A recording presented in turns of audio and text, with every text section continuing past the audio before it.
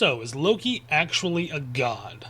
It's one of the more heated debates in modern Norse pagan communities. You'll see people adamantly argue that Loki is not a god at all, that worshipping him is historically inaccurate, or that he's too evil to be considered divine. Yeah, I've heard it too. But here's the thing. Most of these arguments fall apart when you actually look at the sources and understand Norse theology. Welcome to the Pagan Temple. My name is Matt, and let's get into it. Today we're diving into the 5 most common arguments people make against Loki's divine status, and I'm going to show you why each one doesn't hold up when it's actually examined closely. This is a development level video, which means I'm assuming that you have some basic familiarity with Norse mythology and theology. You know who the major gods are, you've heard of the Eddas, you understand that modern Norse paganism is absolute reconstruction from fragmented sources. If you're completely new to Norse paganism, I've got to get a starting link that I'll throw in the description that you can kind of get a basic idea of Norse practices. I recommend you start there and then come back to this. But here's what we're covering today. Why Loki is a giant, not a god, argument misunderstands Norse categories, what the archaeological record actually tells us and what it doesn't tell us, why applying concepts of good versus evil to Norse gods is a Christian overlay and it doesn't really make sense, the complex truth about Loki's role in Ragnarok, and how to think about modern Loki devotion versus historical practice. How does this separate the two? So before we start, quick disclaimer. This video is educational analysis.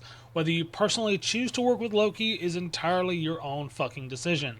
I'm not here to tell you who to worship. I'm here to help you understand what the sources actually say so that you can make an informed choice. Okay?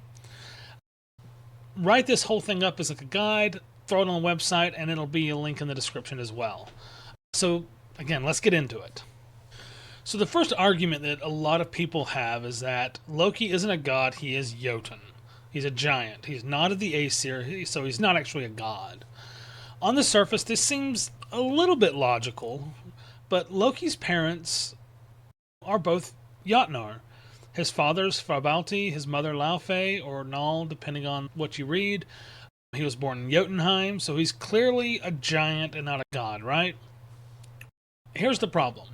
This argument assumes that the Aes and Jotun are mutually exclusive categories in Norse mythology. They are different tribes, but it's not like a dividing line between God and not God.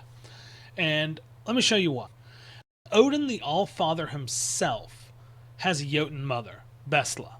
Odin's mother is the daughter of the Jotun Bjolthorn, which makes Odin half Jotun by blood. Thor, probably the most popular god in modern Norse paganism, his mother is Jord, which means earth. She's strongly associated with the Jotnar, or at a minimum, she's a personified natural force rather than purely Aesir to start with. Freyr and Freya, their father Njordr married the Jotun Skadi. Their mother Gerður is explicitly identified as a Jotun in the Skirnismal. So if having Jotun heritage disqualifies you from being a god, we just lost most of our major deities. Just saying. The sources show us that the Aes and the Jotun aren't about a biology or species, they're about a role, function, and relationships. Here's what actually matters in Norse tradition. Here are some things that actually matter in the Norse tradition. Like, where do you live? Loki lives in Asgard, among the Aesir, not in Jotunheim. He is among the Aesir. Who are the companions of the individual? Loki travels with Thor and Odin repeatedly through the myths. He's a blood brother to Odin, Wishkin. He participates in the divine councils among the Aesir. You start thinking about what's their function. Loki solves problems for the gods. Sometimes he causes them, of course, but he's repeatedly called upon to help the Aesir in their most desperate moments. They trust him to solve these problems. Let me give you some examples. When the gods have Mjolnir made, Loki's the one that does that. When they need to get out of a contract with the builder of Asgard's wall, they turn to Loki. When they need Idun rescued, it's Loki who comes in to fix it. Snorri Sturluson, who wrote the Prose Edda, the most complete source for these myths and used as almost like a Bible amongst Norse pagan reconstructionists, even lists Loki among the Aesir in the Gylfaginning. He doesn't put an asterisk next to Loki's name saying, well, actually he's a giant and not a god. He includes him in the catalog of divine beings and lists him as a god. The question isn't what species is Loki. The question is, what is his role in the divine community? And the answer the sources gives us is clear. Loki functions as one of the Aesir, lives with the Aesir, and is treated by the sources as belonging to that divine community. Now, does this mean that the Jotnar themselves aren't divine? That's actually a different conversation. Many scholars argue that the Jotnar represent a different type of divine power, older, more chaotic, connected to the natural forces of the earth. But that's not what this video is about, so we'll get into that in a different time. The point here is simple. You can't use Jotun heritage to disqualify Loki from godhood unless you're also willing to disqualify Odin, Thor, Frey, and no one's making that argument. The second popular argument for Loki not being a god is there's no archaeological evidence that anyone actually worshipped Loki, so he's obviously not a real god. This argument confuses two different things: evidence of worship and evidence of divine status. Let's talk about what we actually know. First, you're right, we don't have any clear archaeological evidence of Loki worship. No temples dedicated to him, no clear depictions on rune stones, no amulets with his name, etc. But here's what people making this argument often don't realize. We already have extremely limited archaeological evidence for most of the Norse deities. Think about it. How much of daily Norse religious practice was done in stone buildings that would survive 1,000 years? Most worship happened at temporary outdoor sites, in wooden structures, in homes, in groves. The vast majority of ritual activity left no archaeological trace. With everything being in wooden buildings or carved into wood or in groves, a lot of that stuff rotted over time or was burned by Christian conquering. A lot of those things, if you have a Loki trickster god, a lot of Christians are going to associate that with a devil figure, and they're going to try to erase it. So the lack of evidence isn't proof, it's just a lack of evidence. We've got some evidence for Thor because of the metal hammers, because metal would survive a longer time. We've got some evidence for Odin on coins and in runestones. Frey gets mentioned on a few runestones, and we have some idols for him. But there are entire gods mentioned in the Eddas where there is absolutely no archaeological evidence. There's zero archaeological evidence of these gods, and it's only mentioned in the Eddas. But we still raise them to godhood. We still give them status. Does this mean that they aren't gods too? Let me ask it another way. If we only counted deities with strong archaeological evidence, we'd maybe only have 5 or 6 gods total in the Norse pantheon. And that's not how Norse paganism worked. This is where the literary evidence matters. The Poetic Edda and the Prose Edda are our primary sources for understanding Norse mythology. Yes, they were written down in Christian Iceland, which means we have to be careful about potential Christian influence in these writings. Again, they might choose to disassociate with Loki a little bit, but again, he was listed amongst the Aesir. But it's important that they preserve those older oral traditions, and that's what we have. And these sources consistently, again, place Loki among the Aesir. In the Gylfaginning, Snorri lists the Aesir and includes Loki amongst that. In the Lokasenna, Loki shows up at a feast of the gods. He's not crashing the party as an outsider. He's actually invited. He knows the intimate secrets about every single deity there. He's clearly part of the inner circle, guys. Throughout the Eddas, Loki participates in the divine councils. He travels on divine business, and he helps acquire divine treasures. The sources treat him as a god. That literary evidence is there. He's just treated as a god. And here's another important distinction. Divine status and cult practice are not the same thing.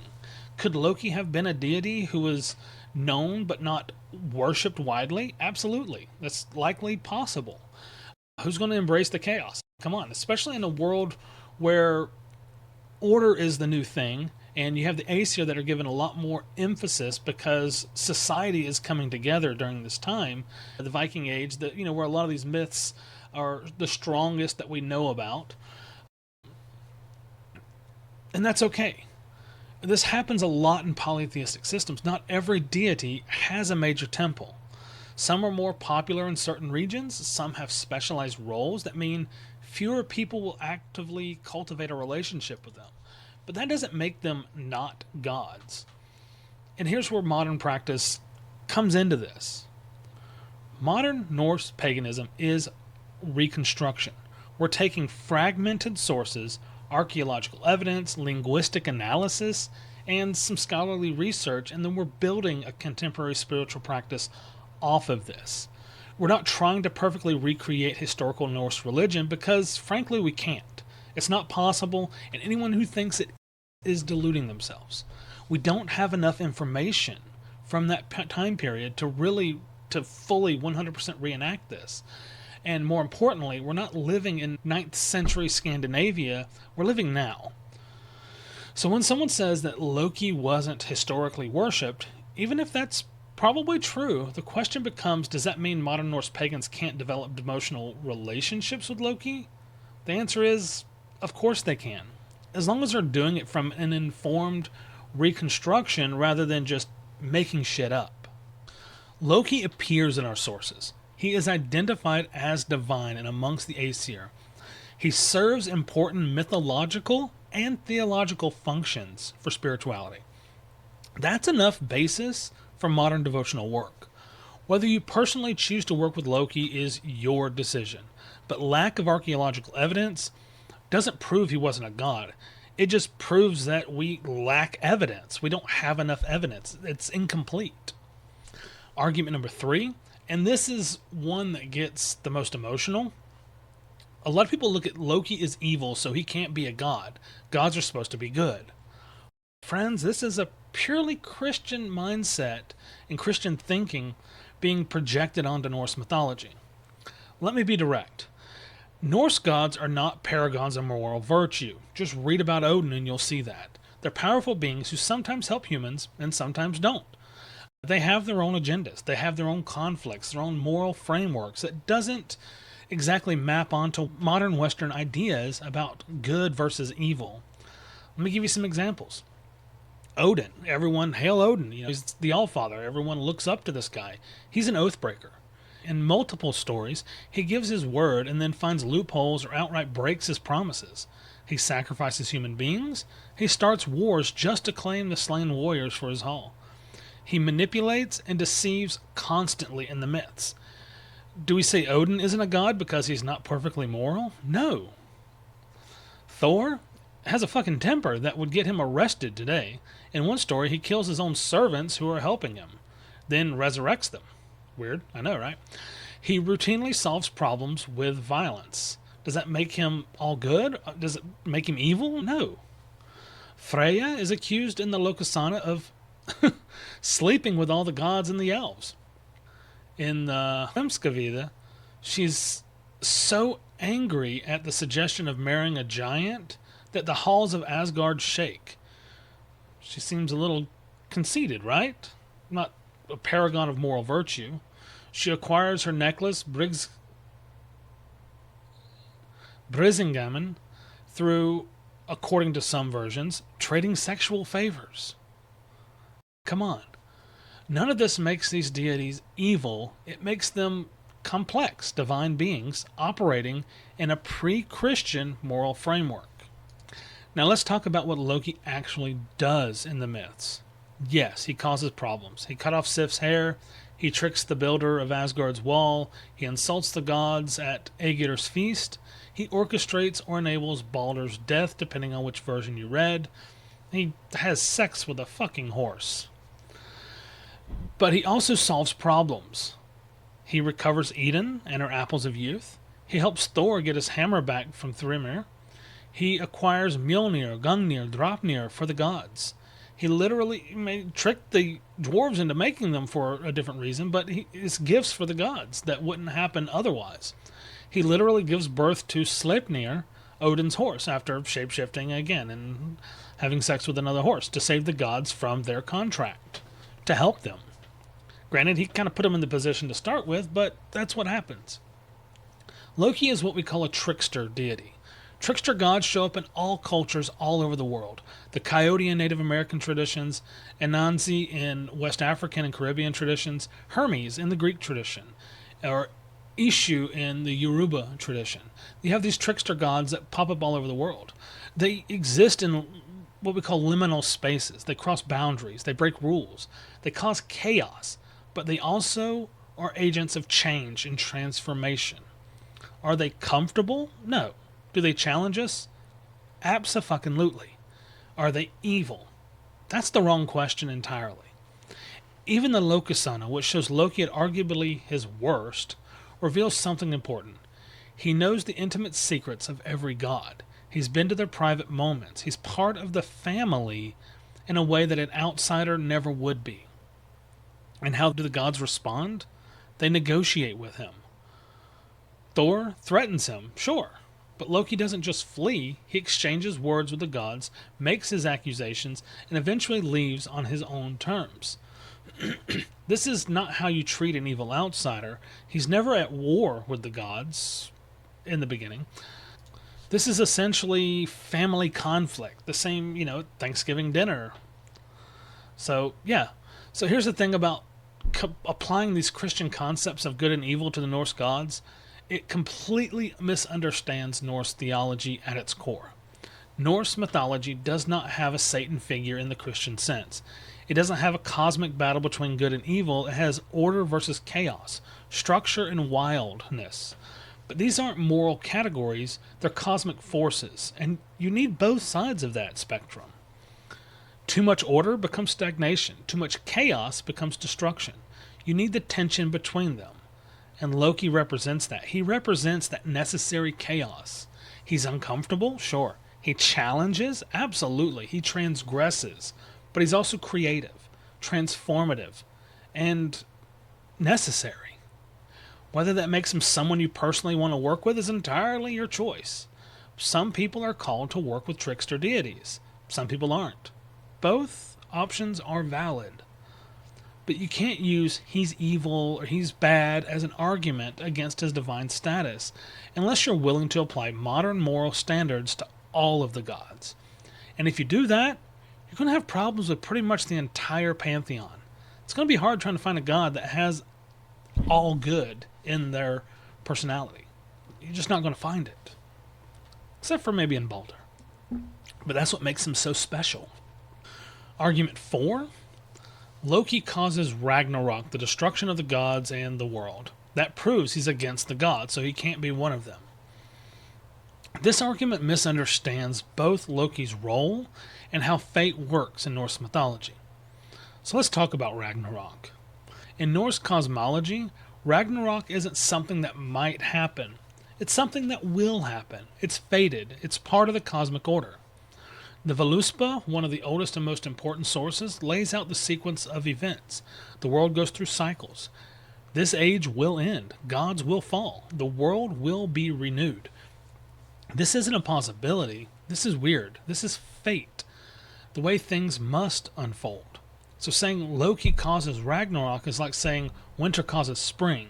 You can say winter comes before spring, but you can't prevent spring by stopping winter. They're both part of the cycle.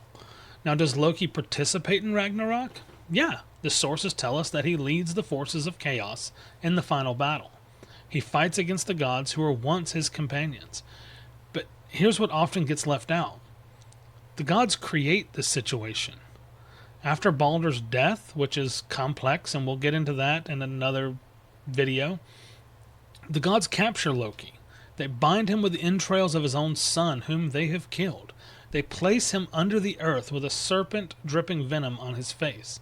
His wife Sigyn stays with him, catching the venom in a bowl. But when she has to empty it, the venom falls on him, and he writhes in agony, causing earthquakes. This is the god's punishment to Loki. Think about what this means. The gods kill Loki's son, they use his intestines as chains, they torture him until the end of the world. Is it any wonder that he joins the fight against them at Ragnarok? I mean, just be realistic. Some scholars argue that the gods' treatment of Loki is what creates the enemy that they face at the end of the world. He's not inherently opposed to them throughout the entire mythology. He's their kinsman, their companion, their problem solver, their family. But they transform him into an enemy through their response to Baldur's death. Now let's talk about Baldur's death itself because it's complicated. In the Prose Edda, Loki orchestrates Baldur's death by tricking Hodor into throwing mistletoe at him, basically. It seems clear-cut. But here's what some scholars point out. The Baldur myth may have been influenced by Christian concepts in general. The idea of an innocent god dying because of a trickster figure's malice, only to return after the world's renewal, that sounds suspiciously Christian-like, and like putting those themes being applied into Norse mythology. So there seems like there is some influence in that. The older layers of Norse tradition may have told different versions of the story. We don't really know for certain. Again, lack of evidence. What we do know is that Baldur's death is fated. The Völuspá mentions it as one of the signs that Ragnarok is beginning. The gods know it's coming. They can't prevent it. So even if Loki is the mechanism through which it happens, he's fulfilling what must happen for the cosmic cycle to continue. Here's another way to think about it. Loki's role in Ragnarok might be necessary for cosmic renewal. The world as it exists today, or that it exists in the mythologies, must end for a new world to be born. Someone has to play that role. Someone has to embody the chaos and the change that allows for that transformation. That's a divine function, even if it's an uncomfortable one. Is Loki opposed to the gods by the time of Ragnarok? Yeah. Is that opposition necessary for the cosmic order? Quite possibly. Does his role in the end times negate his divine status? No. The Norse gods aren't eternal and unchanging. They die at Ragnarok. They have conflicts with each other throughout the myths. Their relationships are complex and often hostile. Loki's eventual opposition to the Aesir doesn't mean he wasn't one of them. It means that their relationship evolved, broke down, transformed into enmity. But for most of the mythological cycle, he's functioning as part of the divine community. And that matters when we're asking whether he's a god or not. The final argument, and honestly, this is the most dismissive argument, so I just saved it for last to kind of blast through it. But that argument is that modern Loki worship is just Marvel fandom. People only care about him because of Tom Hiddleston. Let me address this in two parts. First, yes, Marvel's version of Loki has increased general awareness of the character. And yes, some people come to Norse paganism through pop culture. That's okay. That's fine. That's how a lot of people discover things that they end up studying seriously. But here's what this argument misses. Many contemporary Loki devotees are working extensively with primary sources. They're reading the Eddas. They're studying the old text. They're engaging with academic scholarship. They know Marvel Loki isn't the Edda Loki. They're not confused about this. I mean, some people might, but for the most part, no. Just like people who work with Thor aren't basing their practice on Chris Hemsworth. I mean, come on. Thor in the Marvel movies is a joke and nothing like Thor in the sources. Hey, Thor's not even blonde. Come on, guys. He's a ginger. Pop culture introduces people to names and concepts. Serious practitioners then do the work to understand the actual mythology. It's a gateway. Second, all modern Norse paganism is reconstruction. Every single one of us, whether we work with Odin, Thor, Frey, Tyr, whoever, we're all reconstructing from fragmentary sources. We're all making informed choices about how to practice in a modern context. Nobody's doing exactly what pre-Christian Norse people did, no matter how much they want to lie to themselves. We can't. We don't live in that culture. We don't have complete information about their practices. Again, lack of evidence, lack of information. So singling out Loki devotion as some kind of less legitimate practice because it doesn't have extensive historical evidence is applying a standard that you're not willing to apply to the rest of Norse paganism. If we only honored deities with clear historical cult practice, we'd have maybe 3 or 4 gods to work with. That's not how people practice. Here's what actually matters. Is the deity in the sources? Yes, Loki appears extensively in both Eddas. Is he identified as divine? Yes, he is counted amongst the Aesir in the main sources. Does he have theological function? Absolutely. He's a trickster deity, a transformer, a boundary crosser, someone who exists in those liminal spaces. Those are solid bases for modern devotional work. Now, should modern Loki devotees be working from sources and scholarship rather than Marvel? Yeah. Should they understand the difference between historical practice and modern reconstruction? Yeah. And should they approach this with cultural sensitivity and academic rigor? Duh, of course. But those same standards apply to everyone in Norse paganism. Here's the thing about Loki from a theological perspective. He serves important spiritual functions. For people who don't fit in conventional categories, he is a deity who understands that experience.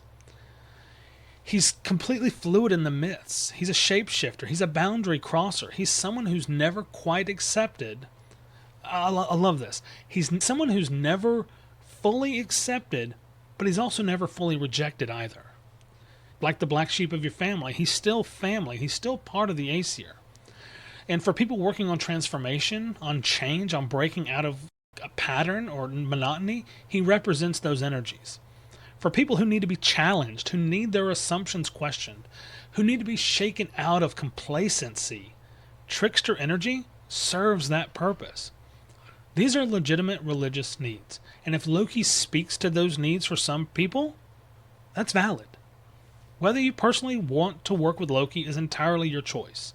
Some people are called to trickster deities, some people are not. Both paths are valid, but dismissing modern Loki devotion as just fandom is both inaccurate and disrespectful to practitioners who are doing serious spiritual work in their own ways. Look, I get it. Loki makes people uncomfortable. He's supposed to. That's his fucking job. And there are absolutely practitioners who approach him without doing proper research. Of course, people who conflate pop culture with mythology, who don't understand the cultural context. But that's true of practitioners working with any deity. There are people who work with Odin without reading the sources, people who work with Freya, based entirely on modern Wiccan interpretations. There are people who have this idea of Thor as just this paragon of moral virtue just protecting Earth. That's not his job. That's not his entire role. He's more complex than that. The solution isn't to dismiss entire devotional practices. The solution is to encourage better research, deeper understanding, and more cultural sensitivity across the board. We need the education. And here's my final point on this. The sources matter more than people's opinions. If you're going to argue that Loki isn't a god, you need to explain why Snorri includes him among the Aesir. You need to explain why he participates in the divine councils. You need to explain his blood brotherhood with Odin, his wish kinship with Odin. You need to account for his role in acquiring divine treasures and even solving divine problems. You can't just say, I don't like him or he makes me uncomfortable, and use that as evidence that he's not divine. Norse mythology is complex. The gods are complex. They have conflicts with each other. They have different relationships with different practitioners. That's okay. That's how polytheism works. So, what do you actually do with all this information? First, if you're someone who doesn't work with Loki and doesn't want to, that's completely fine. Go amongst your day, leave people alone. Not every deity is for every person. You don't have to justify that choice. But if you're going to criticize people who do work with Loki, make sure your arguments are based on sources and scholarship, not on personal discomfort or Christian concepts of good versus evil. Secondly, if you're someone who works with Loki or who's considering it, do your homework. Read the Eddas. Both of them. Read everything that's about him and that we have historically. Read scholarly commentary, understand the cultural context of Loki, know the difference between what's in the sources and what's modern interpretation. Be honest about your research. Be honest about what we know historically and what we're reconstructing. Don't claim historical authority that you don't have. And be prepared for pushback. Not everyone in Norse pagan communities accepts Loki devotion, and that's something you need to navigate. Third, regardless of which side of this debate you're on, can we all agree to approach it with more nuance? Come on, guys.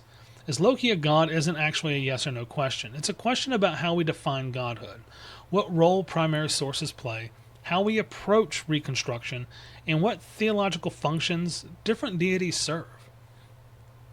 Those are complex discussions worth having, but they require us to actually engage with the sources and scholarship rather than just stating opinions as facts and arguing relentlessly on Discord about this crap. Or on TikTok. Oh my god. If you want to discuss this more, join our Discord community, The Grove. We've got channels dedicated specifically to Norse paganism where you can have these conversations with other practitioners at all levels of experience. I'll throw a link in the description, of course, for anything I mention here. There'll be links in the description. But remember, approach these discussions with respect. People's devotional relationships are personal and meaningful to them. You can disagree about theology without dismissing someone else's spiritual experience. Come on, guys. We're in this together. So let's recap what we've covered. The 5 main arguments against Loki's divine status are that he's a Jotun, not a god, but we've seen that Jotun heritage doesn't disqualify godhood. Other argument, there's no archaeological evidence. We've seen that worship evidence and divine status are different things. That he's evil. We've seen that good and evil binaries don't apply to Norse gods. The argument that he causes Ragnarok. This role is more complex and possibly necessary for transformation. Or the argument that it's just Marvel fandom, but many practitioners are doing serious source-based work with Loki devotion. And that's good. The scholarly consensus is actually pretty clear. Loki is identified as divine in the sources.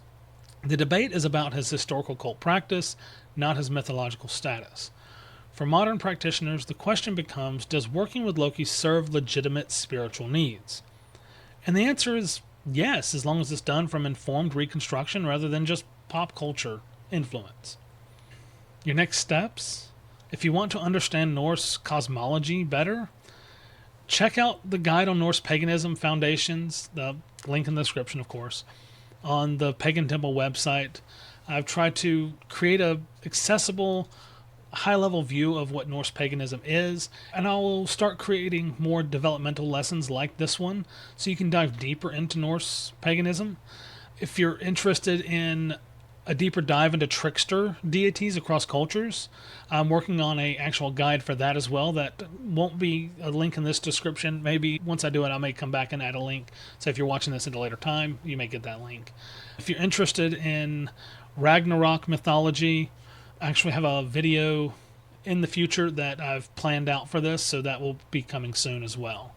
Links will be in the description for resources that are there. There are other people out there making great content, and I recommend checking them out. I will also have a written version of this video as a guide with a little bit more information that will be on the website. Again, link will be in this video. And I'll even cite some sources in the video, put some links to some books that I've mentioned throughout this video down in the description so you can check those out. But thanks for learning with the Pagan Temple. Remember, education builds understanding, and understanding builds acceptance. We're just trying to create this idea of scholarship and education amongst pagans so that we understand where we're coming from and where we're going with a lot of this, and to bring some of the theology to the mythology.